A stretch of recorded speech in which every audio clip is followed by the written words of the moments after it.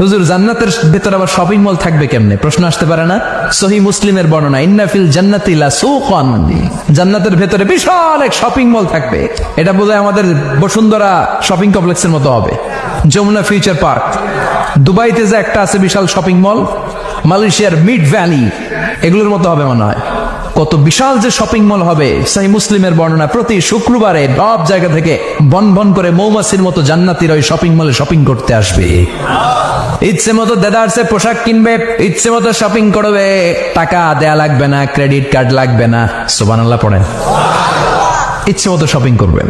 দুনিয়াতে একটু কষ্ট করে হালাল উপার্জন করে খেয়ে যান। আল কানাআতু মিনাল ইসলাম, অল্পে খেয়ে তুষ্ট থাকার, আল্লাহ শুকরিয়া করা, এটার নামই ইসলাম।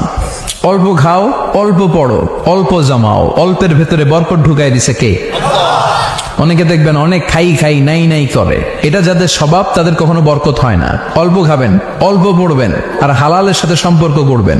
আল্লাহুম্মা কফিনি বিহালালিকা আন হারামিক ওয়া আগনিনি বিফাদলিকা আম্মান সিওয়াক। বিষ্ণুনবী দোয়া করতেন, আল্লাহ হালালকে আমার জন্য যথেষ্ট করেন, হারাম থেকে আমারে বাঁচিয়ে রাখেন। পড়েন আমিন। হালাল অল্প হলেও হালালে বরকত আছে না নাই? হারাম বেশি হলেও এটাতে কোনো বরকত নাই, ঠিক কিনা?